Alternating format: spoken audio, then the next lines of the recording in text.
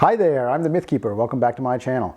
We're back to my religion series this time, and a few weeks ago I did a video on the Imperial Lords, and that series will continue, but I'm going to vacillate between them and also the demigods of the Infernal Pantheon as well. So this week, instead of talking about angels, I'm talking about their opposites. I'm talking about devils. This is a really fun video. Enjoy.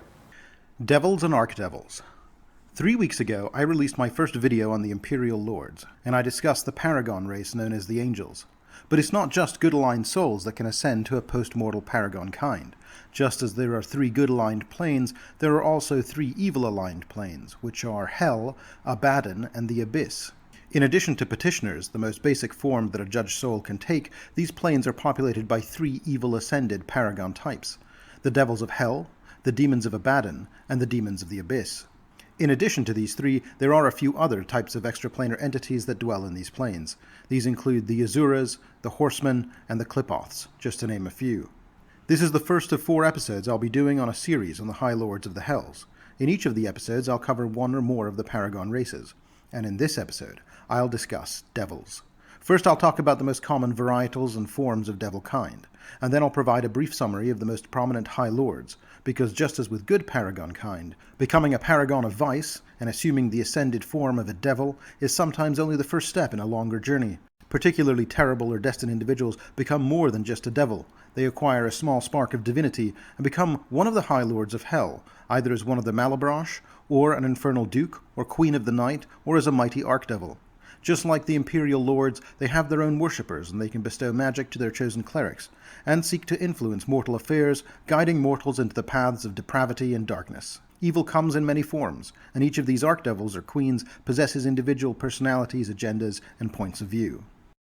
Let's start with an introduction to devils. It would be foolish for any to assert full knowledge of the secrets of hell, and of the countless inhabitants who dwell in its 9 layers. Any who would suggest they know the entirety of the infernal realm is indicative of a limited or ignorant mortal mindset.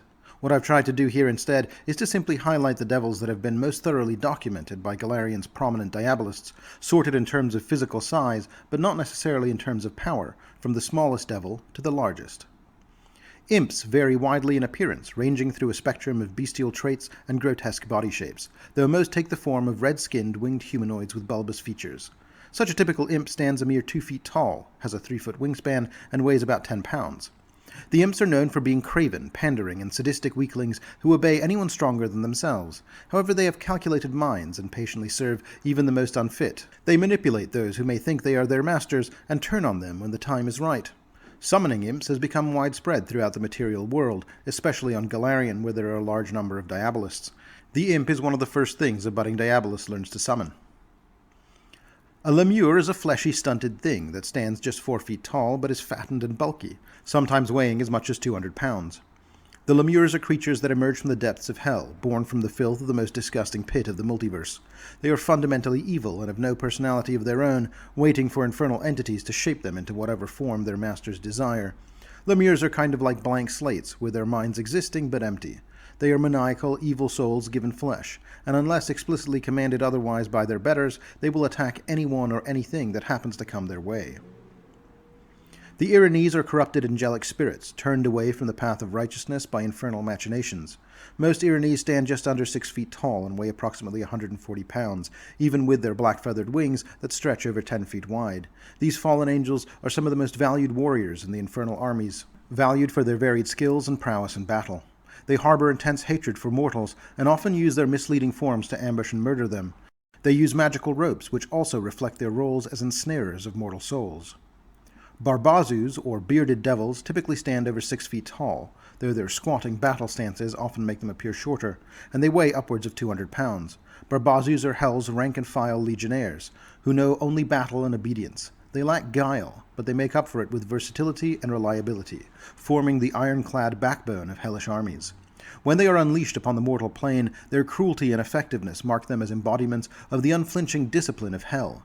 When summoned away from hell by mortal diabolists, Barbatos initially struggle to resist whatever magic compels them, and in time they may come to serve their new masters nearly as devotedly as their commanders in hell. Homunculus, or barbed devils, stand upwards of 7 feet tall and weigh 300 pounds, though their leanly muscled bodies appear much larger due to the constant growing and adjusting spines that protrude from their razor-sharp bodies. Homunculus are diabolical sentinels that guard the treasuries of hell. Deadly warriors with fearsome forms, they are icons of devil kind, with mastery of flames and immortal patience. Homunculus are favored by infernal lords for their vicious loyalty. They relish stalking prey until the point when a foe is impaled on their barbs and roasted in hellfire. When summoned outside of hell, they are highly irritable and dangerous, especially if they are drawn away from protecting their post for an infernal lord. Some prove inconsolable, making them the deadliest of lesser devils to summon, as they attempt to murderously pervert even the least of their summoner's whims. Others may be placated with promises of exotic and blasphemous treasures in exchange for temporary service. Homunculus seek ways to return to hell, and gather troves of riches that they intend to carry with them, as well as mortal prisoners upon which their infernal lords might place particular value. Ozoliths tower over lesser devils, at 9 feet tall, though their tails and fearsome but useless wings make them appear much larger, and they weigh upwards of 400 pounds. Ozoliths are diabolical creatures that serve as insectile inquisitors of the infernal realm. Bone devils are hell's secret police, ensuring that even the most powerful devils adhere to the laws of hell. Ozoliths have the duty of rooting out and destroying both infiltrators from the abyss and other hostile planes, as well as infernal natives who would leave hell vulnerable to depredations. Dissenters, guardians who shirk their duties, and infernal lords who cultivate their goals at the expense of their brethren all face investigation from these spies. When they discover disloyalty among their own kind, they either drag those weaker than themselves to have their secrets and accomplices extracted through torture, or expose those more powerful than them to their betters. Cornigons, or horned devils, rise to a hulking 9 feet tall, bearing a 14-foot wingspan and weighing 700 pounds. Cornigons are elite devil soldiers, forged in the flames of Malebranche and the winds of Cocytus. They are the perfect products of the infernal war machine, girded in scales harder than iron, with wings that grant them mastery over the hellish skies. The lords of hell value each horned devil as a legion of lesser devils. Most find themselves leading whole legions of lesser devils as field commanders in massive skirmishes against the hordes of the Maelstrom and the Abyss. Others face more subtle tasks, such as infiltrating a bastion of the divine, or acting as the vanguard of hell's armies sent to prepare a mortal realm for conquering. Cornigons endure centuries of training in mock warfare, striving to become Malebranche, the warlord champions of hell. Gelugons, or ice devils, stand a towering 12 feet tall and weigh approximately 700 pounds. The Gelugons are far more than just ice devils, with control over cold and a preference for dwelling in the frigid depths of hell. They possess infernally logical minds and impenetrable icy hearts, making them the masterminds of hell and among the most cunning of devil kind. Their great intellects make them far deadlier than their physical prowess would suggest. Gelugons spend their time seeking weak points in heavenly defenses, exploiting gamuts of demon lords and the tides of mortal sentiment that make whole worlds ready for damnation. They prefer solitude, creating chilling alien layers in the lowest layers of hell, meditating upon the multiverse and seeking opportunities to spread hell's influence. Pit fiends are the pinnacle of devil kind, and among the most feared inhabitants of hell. Pit fiends always stand over 14 feet tall, with wingspans in excess of 20 feet and weighing over 1,000 pounds. They rule as unquestioned generals of the infernal realm, with only the Infernal Dukes and other nobles of hell commanding greater authority. Physically indomitable and even more cunning than the Gelugons, pit fiends are brooding warlords found throughout hell, commanding vast diabolical armies or conducting more subtle plots. Their unspeakable shrewdness and deadliness make them diabolical princes with varied personalities and passions, all sharing the aspiration to join the ranks of true diabolical nobility. Pit fiends rarely travel alone outside of hell, instead journeying with legions of diabolical warriors.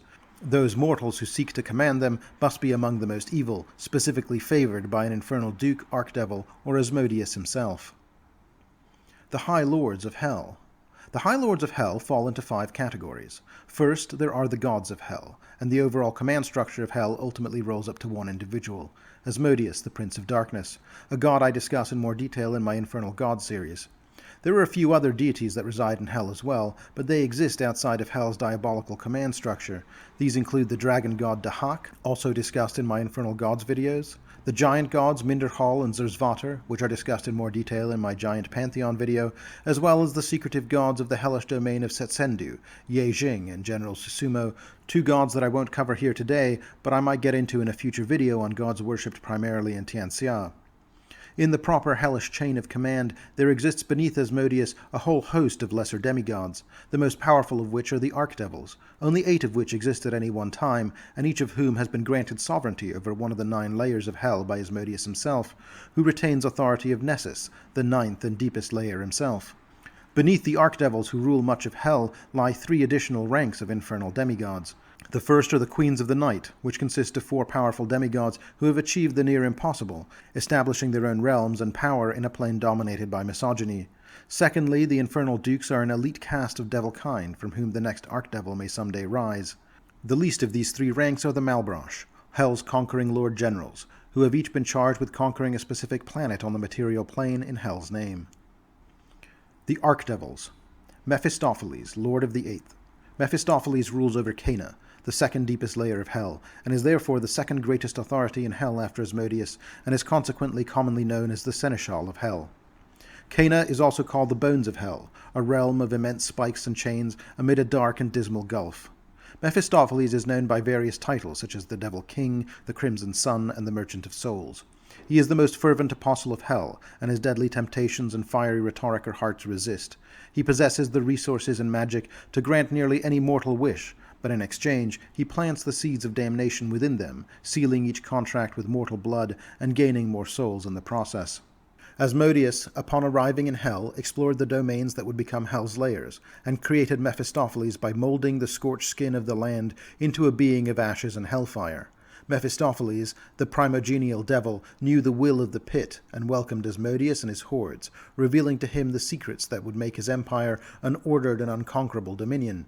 Even after countless ages, the Crimson Sun serves his creator obediently, with his insight into all of Hell's domains, allowing him to presage changes in the planar terrain, the genesis of new diabolical breeds, and even more cultic whims of the infernal realm. Mephistopheles is forceful and proud, with charisma oozing from him. His skin is the color of embers over Hell's scarred plains, and he bears a triune of elaborate horns and wings like some infernal archangel. He wears fantastic jewels and the robes of an exotic prince, stripped from the mortals who couldn't fulfill their bargains. He looks the part of an emissary of some decadent and darkly fantastic empire. Never far from his hand is the adamantine quill Visinir, scratched from the pit of Nessus by the dragon god Dahak. Mephistopheles is an excellent con artist and mountebank, charming people with gestures. Although he rarely speaks harshly, he delights in insulting the dull-witted and cloaks pointed insults behind complimentary veils. In his dealings with Hell's other archfiends, Mephistopheles plays a sly political game. He counts Dispater as an ally, and he founds Barbatos and Geryon's words wise. He relishes the chance to deride Moloch and Baalzebul, but he would never act against any of his fellow lords. His petty jabs have earned swift rebukes from Asmodeus on several occasions, and only his eloquence and dramatic apologies save him from more severe punishments. Asmodeus values Mephistopheles as a barometer of Hell's mysterious whims, and he is the only being in existence who knows when the Devil King is lying, seeing past his gilded flattery to the cunning advice beneath. Baalzebul, Lord of the 7th. Baalzebul, the lord of the frozen hellscape of Cocytus, once a being of radiant form and Asmodeus' favorite, is now known as the Lord of the Flies, Hell's Angel, and the White Sun. Millennia of disappointment and violence have twisted him into a creature of absolute arrogance and vicious jealousy. While still one of the more powerful beings in Hell, he revels in hollow victories, enviously eyeing the gifts of others as he seeks a birthright that was never his. Baalzebul was one of the first beings created by the rising gods, and was once held as Asmodeus' son, and called the Lord of that which flies. He led Asmodeus' legions, and trained newly made generals during the war with the gods. Asmodeus' champion won countless victories, and he led those who followed in the Prince of Darkness' path during the Exodus. In Hell, Baalzebul expected to rule at Asmodeus' side, but the creation of Mephistopheles and the distribution of Hell's rule among the archfiends infuriated him. Forgetting himself, Baalzebul rallied against his maker, demanding a greater reward for his service. Amused, Asmodeus asked why he should be granted such things, and Baalzebul recounted the innumerable feats he had performed in his lord's name. Unmoved, Asmodeus stripped Baalzebul of his magnificent form and fused him with 1,000,000 biting flies. Horrified but cowed, Baalzebul fled back to his newly granted realm of Cocytus, taking his throne as the Lord of Flies. Although Asmodeus transformed him untold millennia ago, Baalzebul still mourns the loss of his beauteous form. He loathes Asmodeus even as he seeks to prove himself as the Lord of Hell's greatest creation. Asmodeus knows of his minions' conflict and watches Baalzebul closely but cares not for the Archdevil's endlessly imagined vengeance and attempts to curry his favor. Baalzebul rules Cocytus not as the realm it is, but as the realm he believes it should be, his every gesture and edict surrounded by mock ceremony and magniloquence. Though he holds no schemes to overtly usurp any of the other Archfiends, he grants them no favors, and his conflictive nature has stung them all. Moloch, Lord of the Sixth. Moloch, the lord of the grimly beautiful ash-caked landscape of Malebranche, is a fearsome being filled with seething wrath and embodying both absolute discipline and destructive force. He is the general of Hell's armies and tirelessly trains his infernal legions to be the greatest martial force in the multiverse. His reputation is such that few can realistically dispute his claim.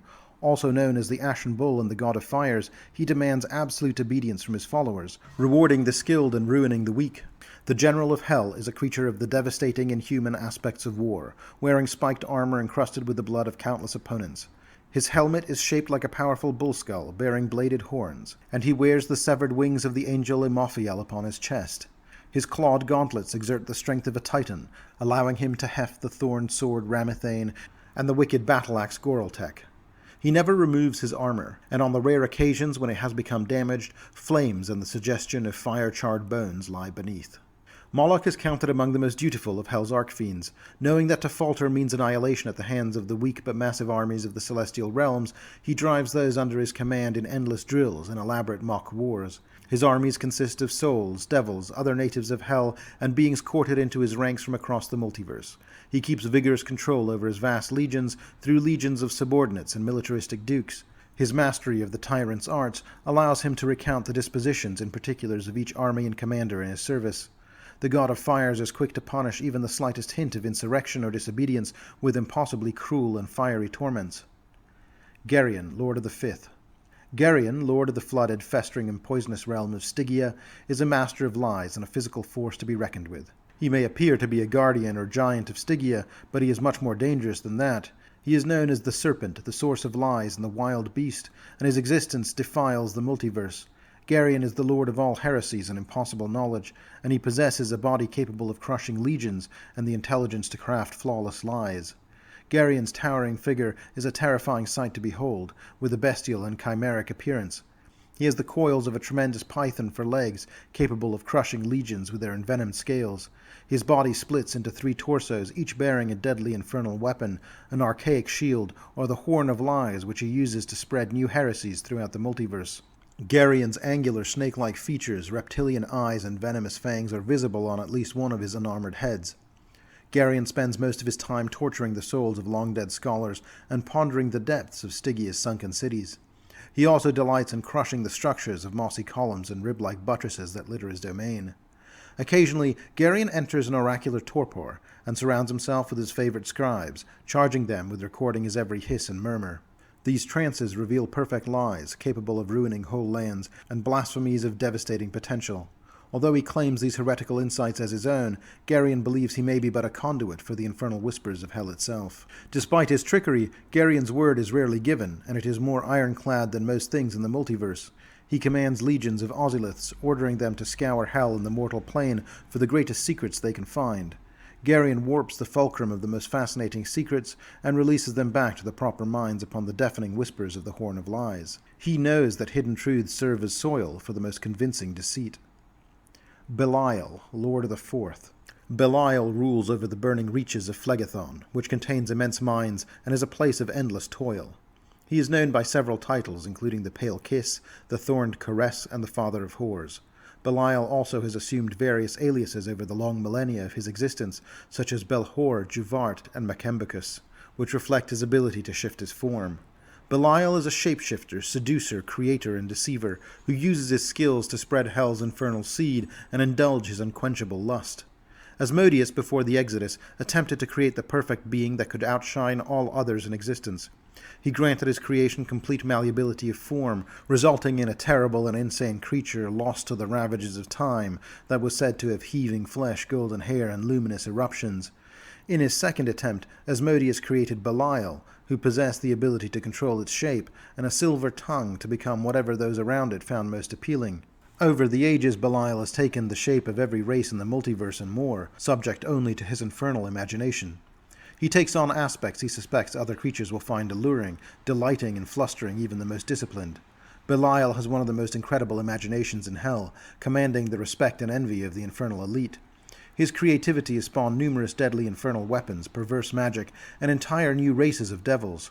Despite his flair for the dramatic, Belial actually cares little for what he creates, and his attention and interests are as quick to change as his fluid form. While serving as Forge Master of Phlegethon, Belial has become increasingly intrigued by the method of his own genesis.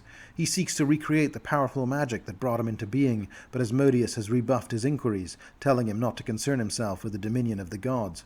Undeterred, Belial experiments with the creation and modification of mortal life in secret, though Asmodeus has long known of his disobedience and has yet to castigate his servant. Mammon, Lord of the Third. Following the Exodus, battles between hell and the celestial realms resulted in vast and destructive conflicts for millennia. One notable battle was the Battle of the Triune Star, where Sarenrae's forces surprised Asmodeus' emissary, the fallen angel Mammon, as he tried to turn the newly discovered Proteans against his enemies. Despite Mammon's pride and his horde's fierce fighting, the Archfiend was ultimately defeated and left to die amid the vast treasure he brought to coerce the Proteans. Centuries later, agents of Mephistopheles recovered Mammon's body and lost treasure and returned them to hell. At Asmodeus' command, Mammon's body was laid to rest in vaults beneath the city of Dis, accompanied by vast riches. However, a voice from within Mammon's tomb stopped the infernal lords as they departed. The magical trove, the fury of the maelstrom, and the power of hell somehow remade Mammon amid his buried treasure. He became little more than an animated spirit, collecting the riches of his tomb and creating from them an infinitely changeable new form. Intrigued by Mammon's resurrection, Asmodeus supplied him with vast wealth from the depths of Nessus and remade his crypt into a new realm called the hellish Vault of Erebus. Mammon has adapted to his current state over countless ages and now delights in his unique form. The vaults of Erebus have grown vast over the millennia, with treasures of every imaginable kind filling his realm and contributing to his body. Although he can take any form comprising of the domain's treasures, at the heart of Erebus hangs the Argent Prince, a fiendishly beautiful silvery representation of Mammon's once angelic form. During councils with his peers, Mammon has a contingent of servants convey an ark filled with specially chosen riches to Nessus, allowing him to create exceptionally majestic forms. Known throughout the plains as the Countless, the Grasping One, and the Open Palm, none could be better suited to the duty of Hell's treasurer and vault keeper, as Mammon's senses extend through every corner of Erebus's impossibly vast hoard. His unique form has made him a mathematical genius, allowing him to give an instantly accurate accounting of the wealth he guards, items of particular significance, and the total value of Hell's riches. Mortal scholars are unlikely to discover what that amount may be, as Mammon only reveals full reports of his realm's riches to Asmodeus, but he might disclose the location of a particular item to anyone who offers him a replacement of greater beauty or value. Dispater, Lord of Dis. Dispater, also known as the Iron Lord, the father of Dis and the first king, is a more powerful and influential archfiend than his level might suggest, as he is the ruler of Dis, the largest and most impressive city in Hell. Dispater welcomes all who are lost and outcast to his perfect city. He is highly active and cunning, overseeing the administration and expansion of his vast metropolis, entertaining dispossessed souls and powerful lords from all the planes, and judging all those who would break his infernal law. As one of Asmodeus' oldest and most loyal allies, Dispater holds a favored position in the hierarchy of Hell, and serves his lord by creating a city of such dark perfection as to surpass all godly imagining. Dispater takes the form of a muscular humanoid with rust-colored skin and wears an elaborate crown of iron horns. He carries the Eclipsing Eye, a sunburst-shaped staff of black metal with a blinking ruby at its top, which allows Asmodeus to witness all that Dispater sees. He often wears treasures from Dis's vast vaults and regalia that eclipse the wealth of whole worlds. As a master of illusions and a being of malleable form, he can alter his appearance to intimidate or put at ease those in his presence. Although Dispater is calm, creative, and wise, he can also be unforgiving, manipulative, and arrogant, blending the traits of a perfect ruler with those of an archfiend. He values the concepts of rank and station, courtly manners, and lordly right. Despite his interest in conduct, he often confesses his boredom with Hell's formalities to those he seeks to influence. Dispater stands out among the archfiends by holding respect for the concept of courtly love. He has taken 3 queens during his rule, including a fallen angel, a demigoddess, and his current wife, the beauteous Ericura, who I discuss later in this video. Dispater rarely leaves his city, except when summoned by the Prince of Darkness. When he does travel, he orders the uprooting of whole gardens, menageries, markets, and theatres to follow him, and the greatest of his armies travel to guard him. He never travels to the material plane, finding it base and demeaning. Instead, he sends a servant or a member of his court to handle any important business there. Barbatos, Lord of the Gateway. Barbatos is the youngest of the Archfiends, and while he has only held his position as the Lord of Avernus for a relatively short time, measured in millennia, his competency and cunning have been proven time and again in defending the gates of Avernus. However, the aloofness of the other Archfiends towards Barbatos is not solely due to his short reign, but rather his fundamental nature. He is not a devil at all, and his true nature remains one of Hell's greatest mysteries, known only to Asmodeus, and perhaps not even by him. Barbatos appears as an ancient humanoid man, wrapped in filthy robes made from the wrinkled skins of long-dead travelers. His sleeves are adorned with withered, seven-fingered hands, each digit bearing an extra joint and gnarled claw. Though his features are perpetually hidden behind a veil of gloom, 3 points of bilious yellow light pierce the shadows of his hood, forming an inverted pyramid of luminous alien eyes. Barbatos' most recognizable feature is his beard, made of thin, greasy tendrils that cascade like the diseased roots of some subterranean fungus. He carries a tall staff made from yew studded with blinking animalistic eyes in one hand, and a black orb that reveals the location of crimes and deepest secrets of every soul in Avernus in the other. Barbatos presents an unassuming foil to the proud forms of the other Archfiends, and is deliberate in every motion, hunched as if incredible age threatens to crush him. Barbatos is mysterious and subtle. He is neither a direct ally nor overt enemy to any of the other Archfiends, and appears content with his current dominion, which serves to further unsettle the other Lords of Hell. Despite their efforts, none of their agents have ever uncovered what must be the Lord of the Gateway's greater ambitions. When called upon in council with Asmodeus and the other tyrants of Hell, Barbatos arrives in Nessus without pomp and on foot, rarely speaking and showing absolute deference to the Prince of Darkness. His words are plain and wise, often referring to unusual planar conjunctions, events of prehistory, and other obscure wisdom he has no apparent right to know. As the Lord of the Gateway, Barbatos holds the least enviable duties of any of the Archfiends. He is charged with the disseminating of the endless tides of accursed souls to their appropriate damnations, and guarding Hell's shores against incursion. In his duties, the bearded lord employs numerous dukes who defend key domains and oversee the passage of countless souls. He rules with a light hand, but brooks no disobedience, swiftly revealing any plot to oppose him. Legend tells of mortals who venture to Avernus to treat with him for the release of a loved one's soul. While the Lord of the Gateway consents, he never does so without seeking a damning price, and rarely is what he releases not returned to him multiple-fold, as he possesses uncanny knowledge of seemingly all that happens within his realm. The Queens of the Night. Among his many unpleasant traits, Asmodeus is also a misogynistic creature who holds little regard for women, but 4 powerful female devils have managed to earn his respect, and rule small domains in Hell of their own right. These former angels joined Asmodeus during his exodus, becoming the Queens of the Night, among the most perverse souls in the multiverse. They are pitiless and ingenious, and denigrating Asmodeus fondly refers to them as his whore queens of Hell. Ardad Lily, known as the End of Innocence, manipulates men and delights in exposing their dull-wittedness. She appears as a beautiful young woman with wings made of snakes' tails, but she is diabolical. In the time when mortals were still new to the multiverse, Ardad Lily was an angelic servitor of Shaylin. Tasked with inspiring artists on behalf of her patron, she became increasingly disgusted with the lust she saw in the eyes of her assignments. As her disgust turned to hate, she started convincing mortals to swear their obedience and eventually their souls to her in exchange for what she called a stainless caress, wherein she generally gave nothing in return, as she never intended to keep any promises. Eventually, Shaylin's servitor, the Phoenix Tail, came to Ardad Lily and confronted her, and understanding that she was not yet strong enough to defeat the servitor, the disillusioned angel responded by gathering her allies and joining Asmodeus's exodus to Hell. Dolores, also known as Our Lady of Pain, is a beauteous horror with iron skin, ebony eyes, and fingers like daggers. Her once angelic wings bristle with needles, and she offers sadistic comforts to those who abandon their mortal feelings. She preaches an ironclad gospel of inviolability through indifference and salvation through emotionlessness.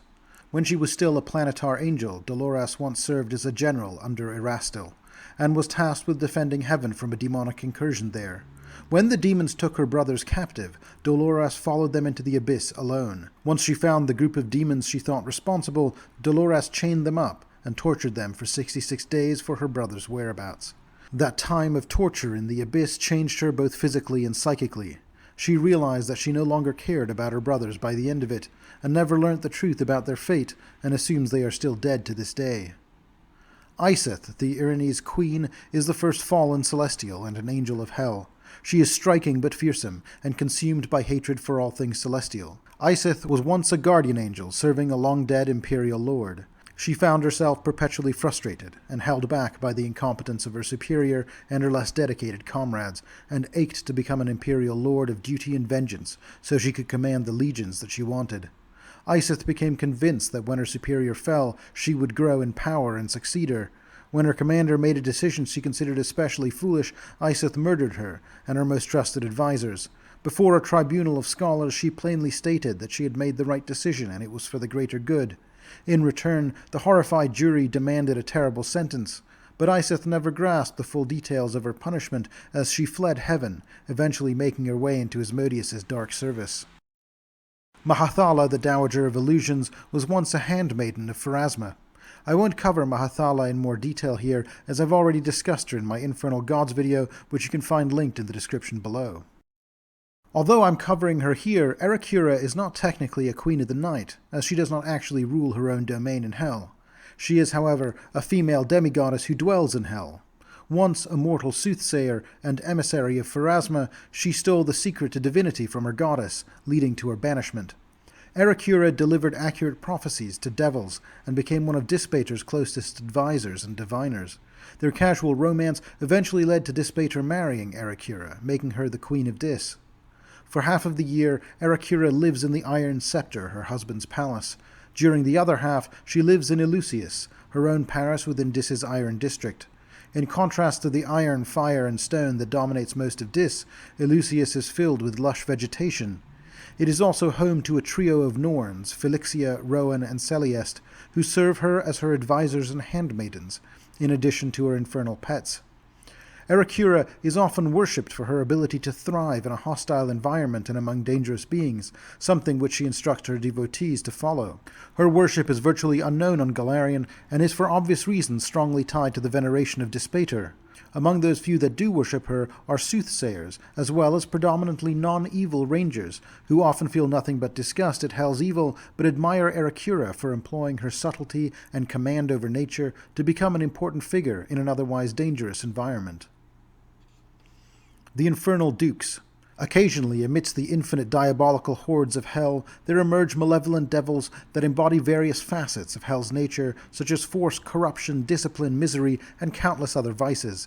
These fiends ascend to the ranks of greater devils, after serving dutifully for millennia, catching the attention of the archdevils, and being granted a rare promotion in form and status. Under the tutelage of these supreme devils, these champions are transformed into new and distinct beings, imbued with powers and authority surpassing even greater devils.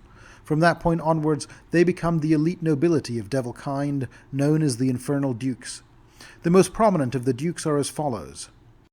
Allokur is the Pack Lord, who leads hunters through the night, returning with both beasts and enemies as prey. He is commonly worshipped by slavers, evil hunters, and harpies. Bifrons, the Second Fate, is an infernal duke suspected to have played a hand in entombing Mammon, and it is said has been leeching off his power ever since.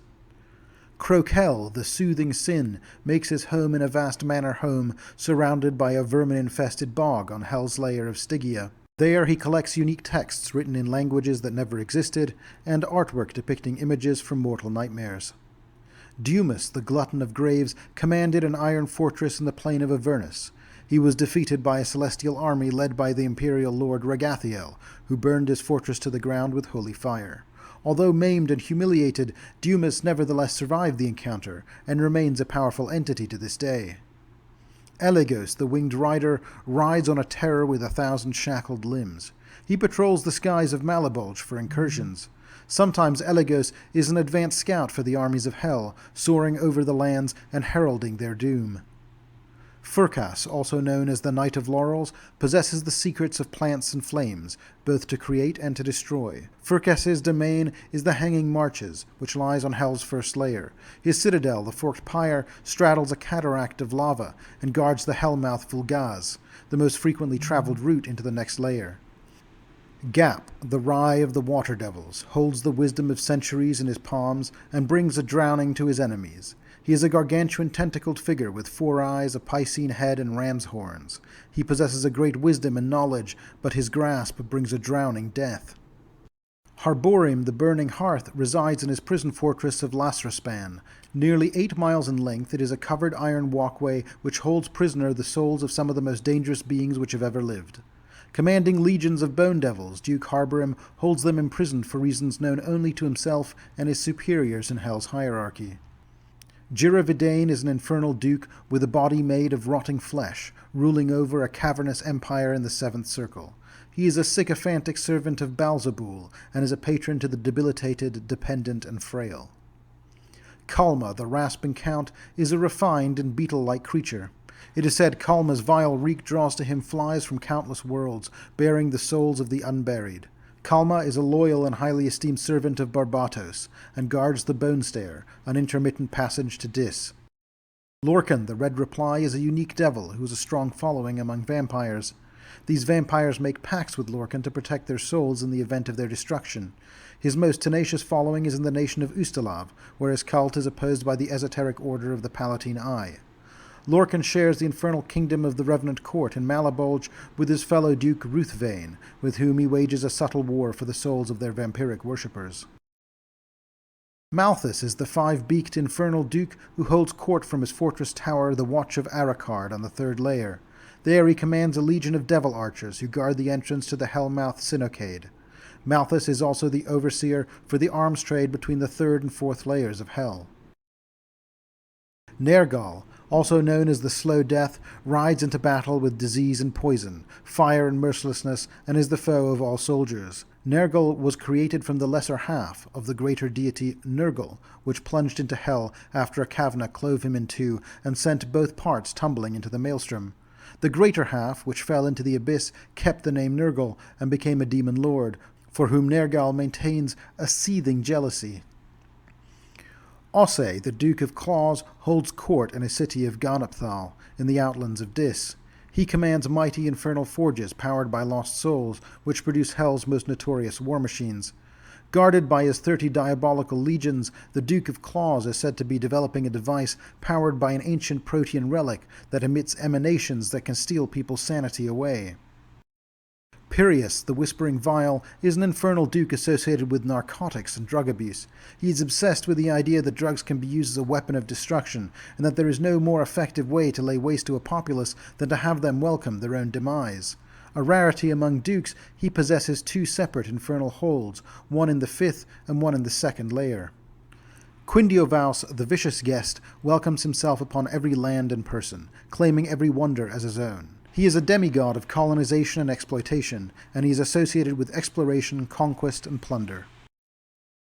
Rasvakel, the Vulture King, brings storms and dark winds with his cloak of crimson wings. Despite his animal namesake, he does not wait for his subjects to die before picking them clean. Rasvakel serves Mephistopheles, and he dwells in the 2nd layer. Ruthvane, the Blood Emperor, is an old, withered infernal duke, and it is said that he was the 3rd true vampire to come into being before he descended into the ranks of Hell's nobility.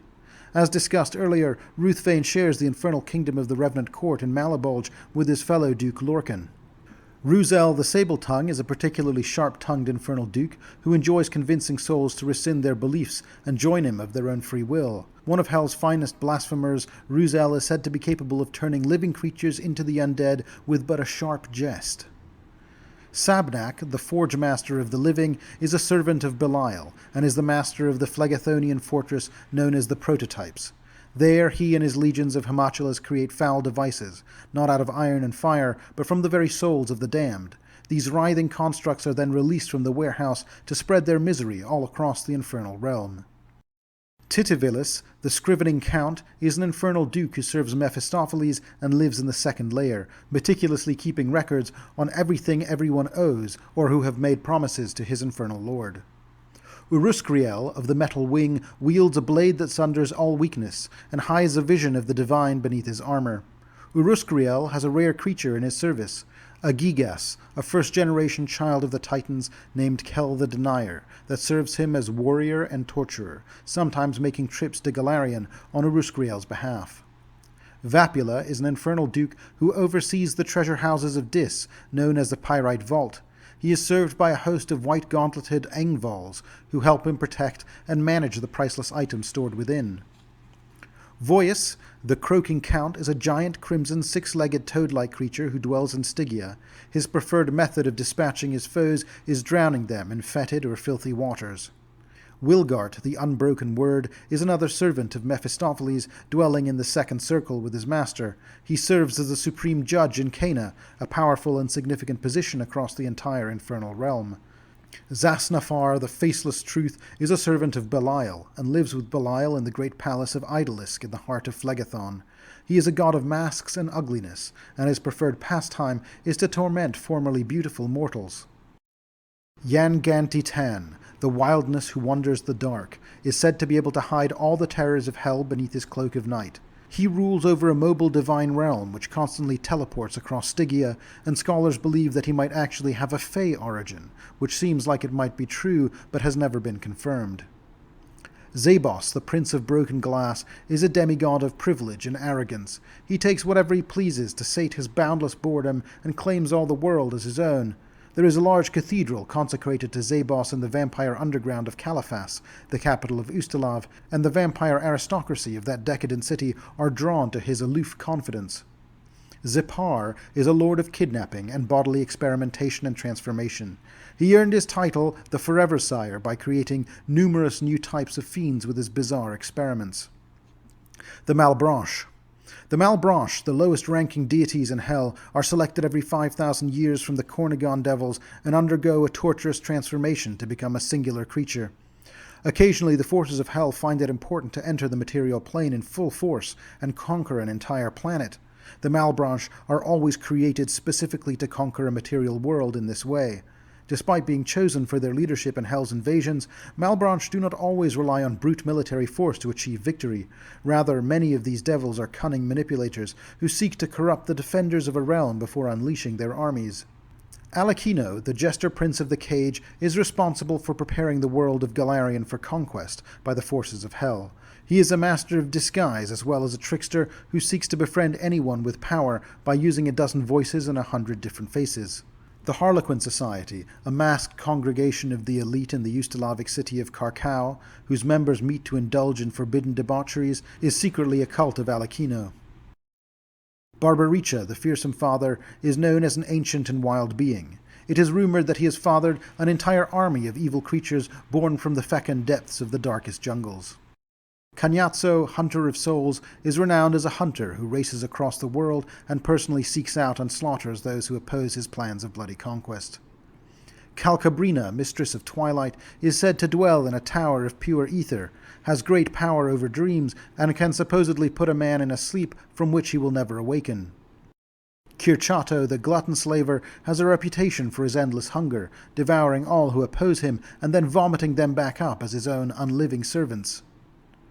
Dragignazzo, Devil Dragon of Devastation, inhabits a mighty castle which serves as the shared realm of himself and his brother, fellow Malebranche Scarmiglione. He is said to long for hell as he sleeps amid a completed conquest, while his brother lures in unwitting travelers to feed him. Farfarello, Lord of the Forgotten, is said to appear as an evil incorporeal creature haunting areas of mass slaughter. He has seen his conquest delayed by his own death, but not denied. Grafiacane, the Swarm Lord, exists in the eyes of vermin throughout the Great Beyond. He is said to be able to turn friends into foes with his kiss. Libicocco, Prideful Lady of Winds, is the former member of an ancient alliance between 4 Malebranche devils dedicated to conquering entire material plane planets until she broke with her now-dead allies. Unlike many of her peers, she no longer has any desire to conquer, instead setting her goals on utter destruction. Malakoda, the Despoiler of Horizons, is considered to be the most powerful of the Malebranche, and is said to have conquered 8 different worlds. Malakoda is said to count many powerful politicians on Galarian as worshippers.